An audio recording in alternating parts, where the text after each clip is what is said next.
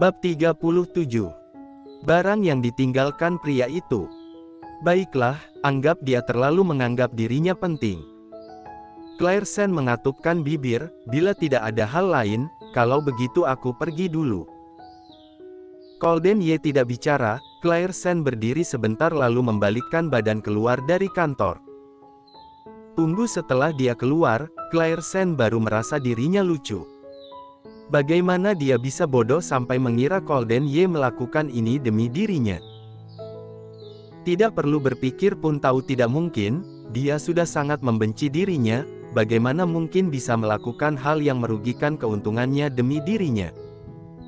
Clairsen, kamu benar-benar terlalu percaya diri. Setelah pulang kerja, Clairsen baru kembali ke kediaman Ye, dia diberitahu Tuan Besar menyuruhnya ke ruang baca. Teringat hal yang terjadi terakhir kali, Clairsen memegang erat ujung baju. Tidak mungkin tidak pergi, Clairsen hanya bisa mengangguk menunjukkan dia sudah tahu, selanjutnya menyeret langkah kaki yang tidak bersedia pergi ke ruang baca. Dibandingkan rasa tertekan yang dirasakan sebelumnya saat pergi ke ruang baca, kali ini Clairsen merasa tekanan di dalam seperti sebuah gunung besar menekan bahunya. Tuan Besar. Clairsen menggigit oelan bibir bawahnya, memanggil. Tuan Besar Ye sedang duduk di depan meja, mata yang keruh itu sedikit terkejut, melihat Clairsen yang kurus kecil di hadapannya, dia sedikit memicingkan mata, aku dengar. Colden Ye membatalkan kerjasama dengan Luz Corp. Benar saja. Saat pelayan memberitahunya Tuan Besar ingin bertemu dengannya, Clairsen sudah menebak tujuan dia memanggilnya. Tidak disangka tebakannya benar, Tuan Besar tidak pergi ke perusahaan, namun tahu hal ini, membuktikan dia memiliki mata-mata di dalam perusahaan. Jadi tidak bisa berbohong, akhirnya Clairsen dengan jujur mengangguk. Ya, aku juga baru mengetahui. Mendengarnya, Tuan Besar Ye marah langsung menyerahkan buku di atas meja ke lantai, mengeluarkan suara yang sangat besar membuat Clairsen terkejut, tidak tahan mundur 2 langkah. Bocah bodoh ini benar saja sembarangan. Luz Corp, perusahaan sebesar ini tidak bekerja sama. Tuan Besar Ye begitu marah, Clairsen lebih dapat merasakan pentingnya proyek ini. Caroline Sen. Clairsen langsung berdiri tegak, dia hampir lupa dirinya menikah menggantikan orang kemari. Tuan Besar. Tidak bisa menghentikan kerjasama dengan Luz Corp, kamu. Pergi cari Stewart Lu, lihat apa yang terjadi. Mencari Stewart Lu. Ekspresi Clairsen berubah sedikit, namun tidak berani mengeluarkan pendapat lain, hanya bisa menyanggupi. Setelah keluar dari ruang baca, Clairsen seperti bola yang kehilangan gas, malam itu dia berseteru berhadapan dengan Stewart Lu, walaupun dia mencarinya, Luz Corp juga tidak akan setuju bekerja sama dengan Yes Corp bukan? Walaupun Luz Corp setuju, belum tentu Colden Ye akan setuju. Jadi apa dia harus memberitahu Colden Ye tentang hal ini? Tapi setelah mengatakannya, bukankah sama saja memberitahu Colden Ye kakekmu sedang mengawasimu? Untuk seorang yang cacat, bila orang di rumah tidak mempercayainya, maka dia betapa terlukanya. Benar-benar sulit. Clairsen merasa dirinya terseret masuk ke dalam sebuah konflik orang kaya.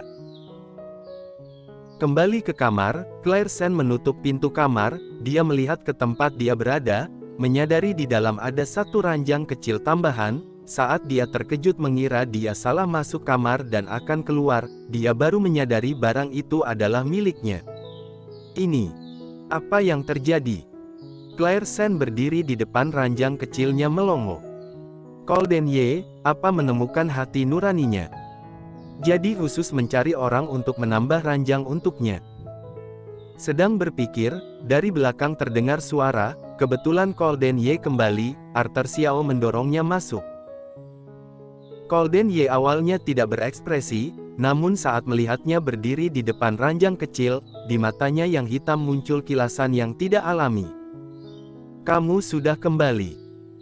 Clairsen tetap menyambutnya, lalu menunjuk ranjang kecil di dalam dan bertanya, ranjang itu ada masalah? Golden Ye mengangkat alis, dengan tidak senang balik bertanya. Mendengarnya Claire Sen menggeleng, tidak ada masalah, hanya saja. Hanya saja apa? Apa kamu kira aku membelikan ranjang untukmu? Golden Ye memarahinya dengan dingin.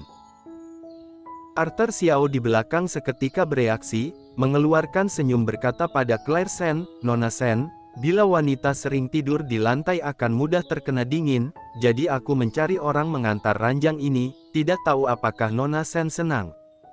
Claire Sen. Cahaya di matanya seketika meredup. Ternyata bukan dia yang mencari orang untuk mengantar, Arthur Xiao yang mencari. Hei.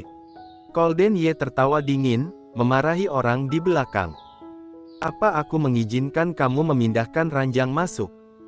Arthur, sekarang kamu melakukan urusan semakin lama semakin tidak memiliki batas. Mendengarnya Arthur Xiao sedikit canggung, tapi tetap menjelaskan, Tuan muda, dia lama tinggal di sini, lagi pula Anda dan Nona Sen sudah memiliki perjanjian setengah tahun, paling tidak harus memberikan sebuah tempat untuk Nona Sen tidur.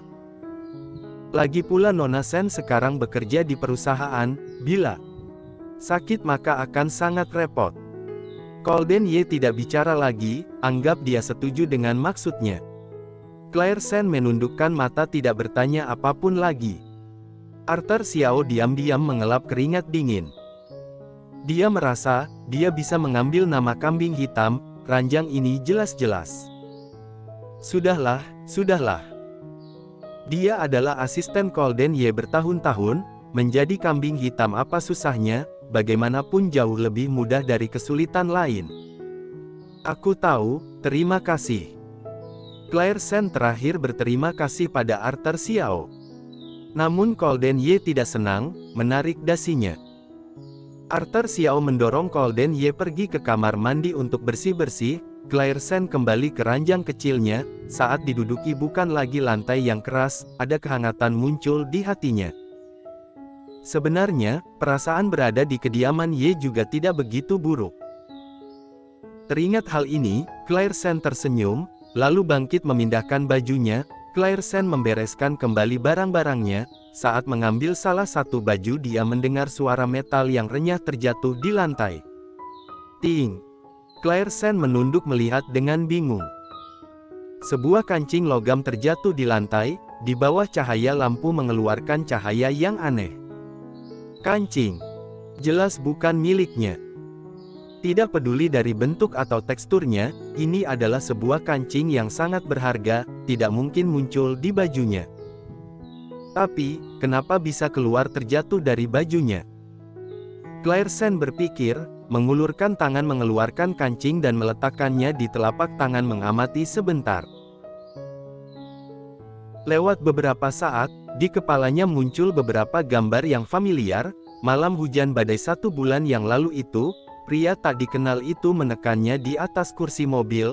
Saat itu dia melawan, berteriak, namun tidak dapat mengalahkan tenaga pria itu. Terakhir saat ditembus dia mengulurkan tangan memegang baju pria itu, tidak sengaja memegang kancingnya, lalu Claire Sen kesakitan hingga menarik kancing lawan. Hanya saja, kapan kancing ini terjatuh masuk ke saku bajunya? Kenapa dia tidak memiliki kesan sedikit pun? Menatap kancing yang mengeluarkan cahaya keemasan ini, Claire Sen seakan teringat sesuatu. Bila ada kancing ini, pria yang ingin dia cari itu, bukankah juga bisa sedikit mudah? Berpikir sampai sini, Claire Sen dengan cepat mengeluarkan ponselnya dan mengirim pesan pada Sally Han. Tidak sampai 2 detik setelah Sally Han menerima pesan dia meneleponnya, maksudmu? Apa ada kemajuan yang baru? Bersambung.